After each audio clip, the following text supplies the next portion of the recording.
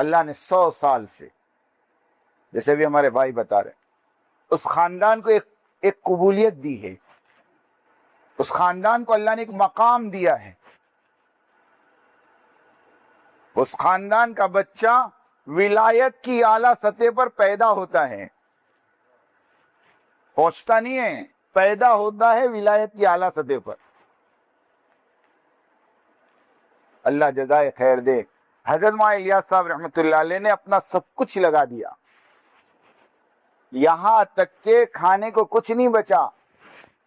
تو اپنے ساتھ جو مرکز میں ہمارے اپنے پاس پڑھنے والے جو اس ٹائم کے میواتی تھے، ان کو کہا کہ ایک کام کرو، دیکھو میرے پاس اب تمہارے کو کھلانے کو کچھ نہیں ہے، میں تمہارے کو سفارش نامہ لکھ دیتا ہوں، دلی میں بہت سارے مدرسے ہیں، تم کسی مدرسے میں جا کے پڑھ لو، کیونکہ یہاں تو اب کچھ نہیں ہے. تو ان بچوں نے اور میواتیوں نے، بچے تو نہیں بڑے تھے وہ، ان میواتیوں نے مولانا الیاس سے کہا کہ اچھا ہم تو چلے جائیں دوسرے مدرسے میں، تو تم یہاں کیا کرو گے؟ کہا کہ دیکھو یہ درخت ہے، یہ درخت کا گولر کھا لوں گا، اور یہ حوض ہے، یہ حوض کا پانی پی لوں گا، اور میری زندگی کے جتنے دن بچے گزار دوں گا. گولر سمجھتے؟ گولر، ہاں وہ گولر ہوتے تھے اس زمانے میں. ایک بہت بڑے عالم وہ رمضان میں نظام الدین پہنچے، سوچے کہ یہاں تو افطاری کا دسترخوان بڑا بہترین ہوگا، رات کا کھانا بھی بڑا بہترین ہوگا، مرکز ہے پوری دنیا کا. تو دسترخوان پہ بیٹھے افطاری میں تو گولر، کہا ٹھیک ہے ابھی گولر سے افطاری کر لیتے ہیں، عشاء کے بعد تو کھانا ملے گا ہی. عشاء کے بعد بھی دسترخوان بچھا، وہی گولر، سحری میں وہی گولر. جب میں پڑھ گئے پوچھا مولانا الیاس سے، تو مولانا الیاس نے کہا ہماری تو سحری بھی گولر، افطاری بھی گولر. ہمارا مولانا محبوب صاحب کہتے ہیں 1981 میں جب حیدرآباد میں اجتماع تھا، تو حضرت جی مولانا انعام الحسن صاحب رحمۃ اللہ علیہ کے لیے پنڈال میں کولر لگایا گیا. تو مولانا انعام صاحب کہتے تھے کام گولر سے کولر تک پہنچ گیا. کیا کہتے تھے؟ کام کہاں سے کام پہنچ گیا؟ گولر سے کولر. یہ جملے تھے مولانا انعام صاحب کے.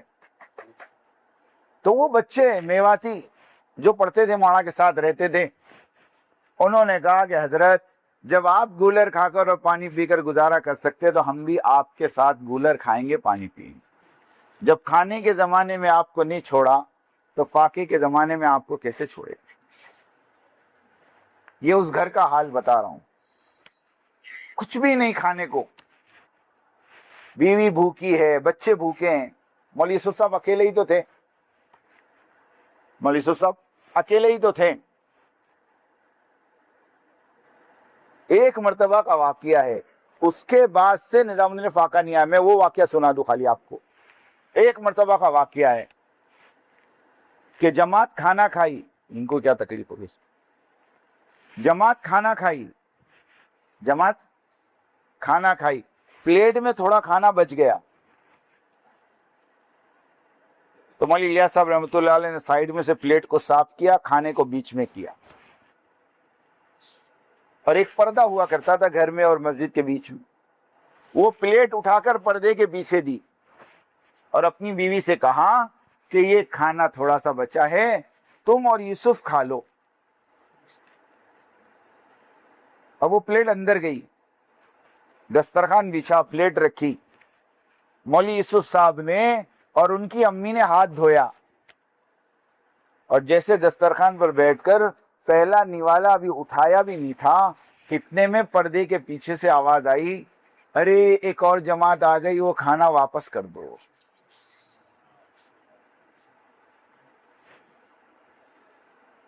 ماں نے مولوی یوسف کا ہاتھ وہیں روک دیا کہ بیٹا رک جا، اور اٹھا کے وہ پلیٹ دے دی.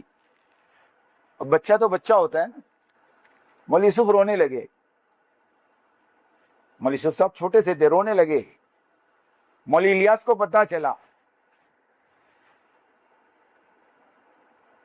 تو مولوی الیاس صاحب رحمۃ اللہ علیہ کو پتہ نہیں کیا ہوا، وہ اپنے کمرے میں گئے اور دروازہ اندر سے بند کر دیا، دروازہ اندر سے بند کر دیا. اور 20 منٹ یا آدھا گھنٹہ کچھ اندر کیا معلوم کیا کیا. اس کے بعد دروازہ کھول کے جب باہر آئے تو اپنی بیوی سے اور بیٹے یوسف سے اور اپنے ساتھیوں سے کہا کہ آج کے بعد اس چار دیواری میں قیامت تک فاقہ نہیں آئے گا، میں نے اپنے رب کو منوا لیا ہے۔ یہ وہ ہستیاں ہیں، یہ وہ ہستیاں ہیں۔ جب مولانا الیاس صاحب رحمۃ اللہ علیہ کے زمانے میں فاقے شروع ہو گئے نا نظام الدین میں، تو دلی والوں کو پتا چلا، کہ دلی والے دوڑے ہوئے آئے اور آ کر کہا حضرت یہ ہماری ساری پراپرٹی کے کاغذات ہم آپ کو دیتے ہیں، اس کو بیچ کر اس کا پیسہ مرکز کے اوپر لگا دو۔ تو مولانا الیاس صاحب رحمۃ اللہ علیہ نے کہا یہ پیپر تم پکڑو، ان پیپر کی مجھے ضرورت نہیں، قسم خدا کی میں ابھی دعا کر دوں اللہ یہ بنگلے والی مسجد کو سونے چاندی کا بنا دے۔ تم کیا سمجھتے ہو میرے اللہ کو؟ کیا میرا اللہ ان ٹکڑوں کا محتاج ہے؟ یہ استغنا تھا، یہ ہاں یہ استغنا تھا۔ حضرت مولانا زکریا صاحب رحمۃ اللہ علیہ کہتے ہیں میں اعتکاف میں تھا اور باہر لڑنے کی آواز آئی زور زور سے، میں گھبرایا کہ کیا ہوا نظام الدین میں باہر آیا تو مولوی یوسف صاحب رحمۃ اللہ علیہ ایک دلی والے کو غصہ کر رہے تھے۔ میں نے پوچھا کیا ہوا، تحقیق کی تو پتا چلا کہ وہ دلی والا بہت بڑی رقم لے کر آیا تھا مولوی یوسف کے پاس، اور آ کر مولوی یوسف صاحب کو کہہ رہا تھا کہ میرا ہدیہ لے لو، اور وہ مولوی الیاس کا بہت قریبی ساتھی تھا۔ تو حضرت مولانا رحمۃ اللہ علیہ اتنا غصہ اس پر کہ پورا مرکز جمع کر دیا کہ تیری ہمت کیسے ہوئی یہ پیسہ یہاں لانے کی۔ مولانا زکریا صاحب نے پھر مولانا یوسف کو کہا اجی یہ تمہارے ابا کے ساتھیوں میں ہیں، اور تمہارے ابا کے زمانے سے آتے ہیں یہاں، جب ابا کا نام سنا تو پڑے ٹھنڈے پڑ گئے۔ مولانا زکریا صاحب تو بڑے تھے، مولوی یوسف صاحب کے سسرے ہوتے ہیں، مولوی یوسف کو پکڑ کے اندر لے گئے، اور وہ جو ساتھی تھے ان سے معافی مانگا، وہ ان کا مزاج تھوڑا گرم ہے، یہ غصہ ہو گئے، معاف کرنا۔ تو وہ جو مالدار آیا تھا اس نے کہا کہ نہیں تمہارے معافی مانگنے سے میرا اتنا اثر نہیں ہوا جتنا اس آدمی کا استغنا دیکھ کر اثر ہوا۔ کتنا بے پرواہ آدمی اور کتنا اپنے آپ کو مال سے دور رکھنے والا آدمی، کہ وہ مال بھی واپس لے گیا، اور کہتے موت تک اس آدمی نے تبلیغ میں جان لگائی۔ میں مولوی الیاس صاحب کی بات کر رہا تھا، مولوی الیاس صاحب نے دعا کی کہ فاقہ نہیں آئے گا۔ پھر اللہ نے مولوی الیاس صاحب کو بلا لیا، پھر مولانا یوسف صاحب امیر بنے۔ تو ہم جو کہتے ہیں نا اختلاف تو اس زمانے میں بھی ہوا۔ جب مولانا الیاس صاحب رحمۃ اللہ علیہ کے بعد مولوی یوسف کو امیر بنایا تو مولوی یوسف صاحب تبلیغ میں نہیں لگے تھے، وہ تو اوپر بیٹھ کر کتاب لکھ رہے تھے۔ حضرت مولانا الیاس صاحب رحمۃ اللہ علیہ بار بار اپنے میواتی ساتھیوں کو کہتے تھے جاؤ یوسف کو کہو تبلیغ میں حصہ لے، مگر وہ پورا دن اوپر کمرے میں بند رہتے تھے۔ لیکن کس کو معلوم تھا کہ اوپر جو کام ہو رہا تھا وہ تبلیغ کا ہی ہو رہا تھا۔ وہ کیا کام ہو رہا تھا اوپر؟ حیات الصحابہ لکھی جا رہی تھی۔ ہاں حیات الصحابہ لکھی جا رہی۔ لیکن جب مولانا زکریا صاحب رحمۃ اللہ علیہ نے مولانا عبد القادر صاحب رائے پوری رحمۃ اللہ علیہ سے مشورہ کر کے مولوی یوسف صاحب کو امیر بنا دیا، تو اس وقت اختلاف کرنے والے مولانا احتشام الحسن کاندھلوی، جن کی کتاب پستی کا واحد علاج، اگر یقین نہ آوے تو فتاوی محمودیہ پڑھ لینا۔ مولانا احتشام صاحب نے مفتی محمود الحسن صاحب کو مولوی یوسف کی شکایتوں بھرا خط لکھا تھا کہ اجی ایک 28 سال کا آدمی امیر بن گیا اور کبھی تبلیغ میں اس کے 4 مہینے نہیں لگے۔ لوگ ابھی کہتے ہیں نا، وہ اس ٹائم بھی سوال ہوئے تھے۔ سمجھ میں آئی بات؟ مجھے بتاؤ مولوی الیاس کے 4 مہینے کون سے صوبے میں لگے؟ ہاں بتا سکتا کوئی؟ ارے جس آدمی کی زندگی لگی ہو اس کا تم 4 مہینے کا پوچھو. ہاں عجیب بات ہے. تو مولانا احتشام صاحب مرکز چھوڑ کے چلے گئے. مولانا انعام صاحب کے بارے میں ملتا ہے مولانا انعام صاحب خود 1.5 سال کے لیے مرکز چھوڑ کے چلے گئے.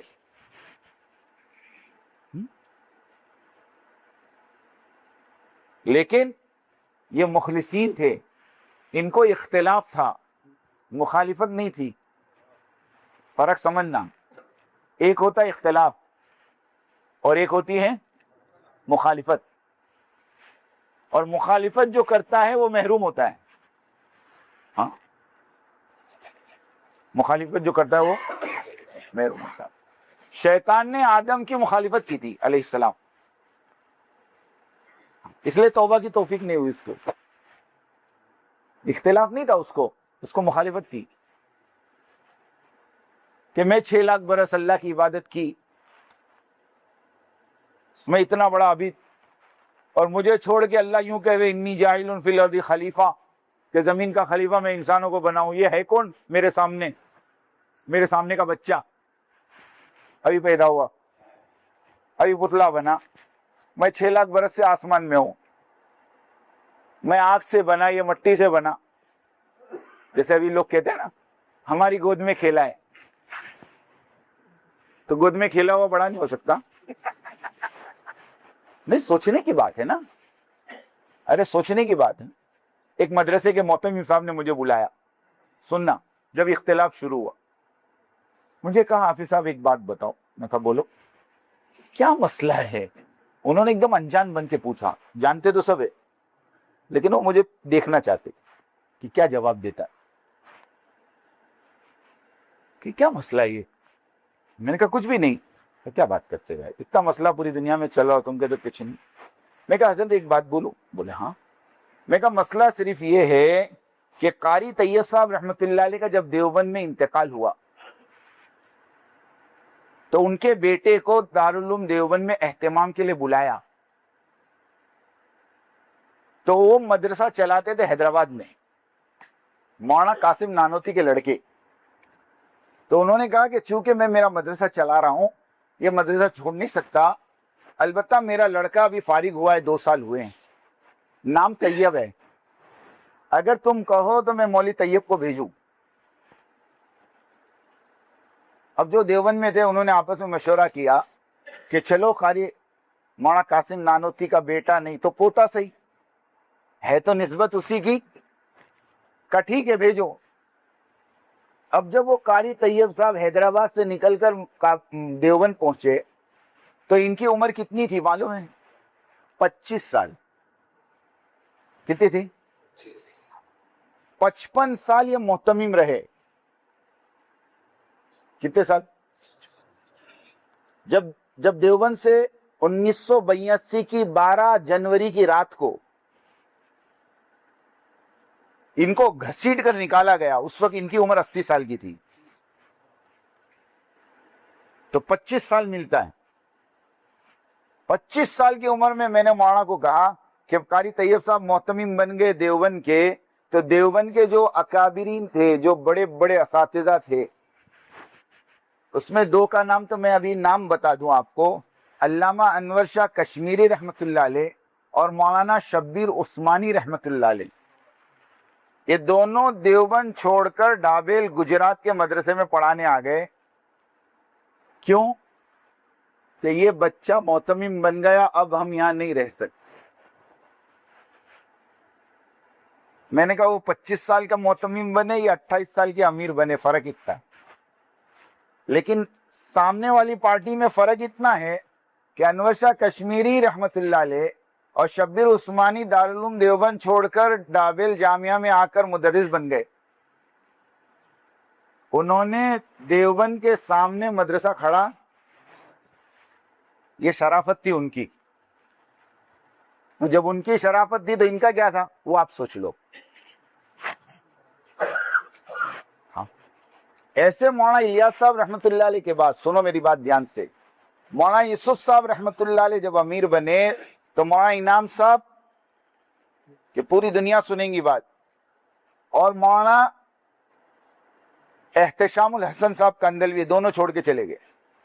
لیکن مولانا یوسف صاحب رحمۃ اللہ علیہ نے سمجھا بجھا کر 1.5 سال کے اندر ان دونوں کو واپس لے کر آ گئے. میں نے پہلے ہی کہا انہوں نے اختلاف کیا تھا اس لیے واپسی آسان تھی، مخالف لوگوں کی واپسی مشکل ہوتی. پھر زمانہ چلا مولانا یوسف صاحب کا، لیکن دشمنیاں پیدا ہو گئی مولانا یوسف صاحب سے. آ تو گئے لیکن دل میں بیچ پڑ گیا.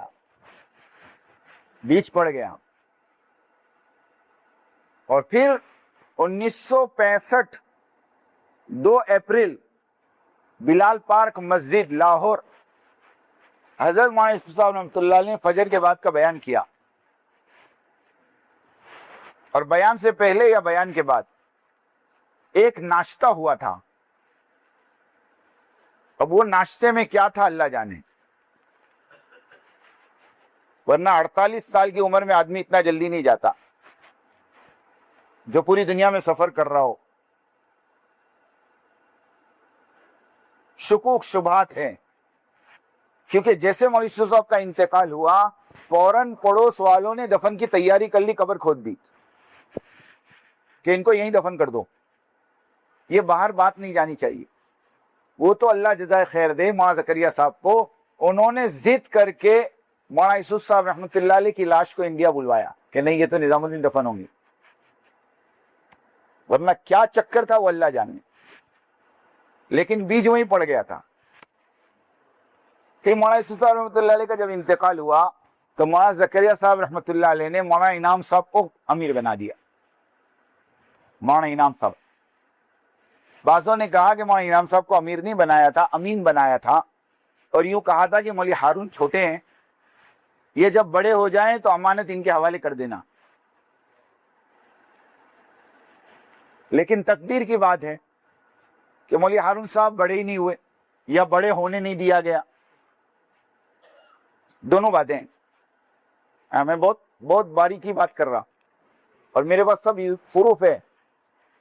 کیونکہ جس دن مولوی ہارون صاحب کا انتقال ہوا مولانا یوسف صاحب کے لڑکے کا 1972 میں، تو اس وقت کا ایک واقعہ مفتی یوسف موطالعہ صاحب جن کا بھی انتقال ہوا انگلینڈ میں، ان کی آڈیو یوٹیوب پہ موجود ہے. انہوں نے کہا مولوی یوسف موطالعہ نے کہ میں 1972 میں مولانا زکریا صاحب کی خدمت میں تھا اور مولانا زکریا صاحب کے خطوط پڑھا کرتا تھا اور مولانا زکریا صاحب مجھ سے خطوط کے جوابات لکھوایا کرتے تھے. جب مولوی ہارون صاحب کا انتقال ہو گیا تو مولوی سعد صاحب کی والدہ نے، مولوی اظہار صاحب کی لڑکی نے مولانا زکریا صاحب کو خط لکھا. مولوی یوسف موطالعہ خود کہہ رہے ہیں وہ خط پڑھنے والا میں ہوں، میں نے اس خط کو پڑھا ہے اور اس خط میں لکھا تھا حضرت ایک بات آپ سے کہنی ہے، آپ تو بہت بڑے اللہ والے ہیں، آپ جانتے ہوں گے کہ میرے شوہر کو کس نے زہر دیا، آپ مجھے اس کا نام بتائیں تاکہ جب تک میں دنیا میں زندہ رہوں اس کو بدعا دیتی رہوں. یہ مولوی صاحب کی والدہ کا خط تھا.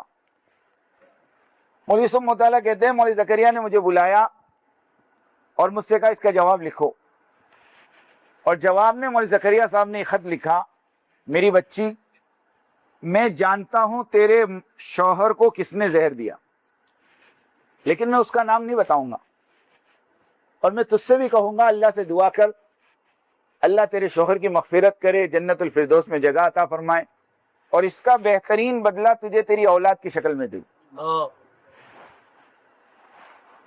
یہ مولوی زکریا صاحب کے خط تھے.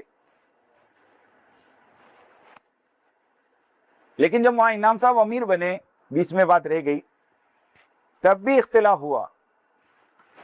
اس وقت اختلاف کرنے والے کون تھے پتہ ہے؟ مولانا رحمت اللہ میرٹھی، جو مولوی یوسف صاحب رحمت اللہ علیہ جب سفر میں ہوتے تھے تو فجر کا بیان نظام الدین کا مولوی رحمت اللہ میرٹھی کرتے تھے. یہ آدمی وہ تھا جس کے بیانات پر لوگ دھاڑے مارتے تھے.